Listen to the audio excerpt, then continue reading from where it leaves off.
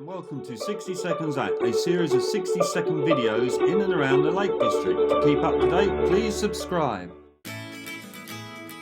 Mayburgh Henge can be found just outside Penrith between the A6 and M6 on the B232. Mayburgh is an impressive henge. Its banks stand up to 3 metres high, constructed of pebbles from the nearby river. Near the centre is a single stone that was one of a group, with 2 more pairs standing at the entrance, but they have since been removed. Legend has it that the labourers involved were cursed for their act of discretion, one going mad and the other hanging himself.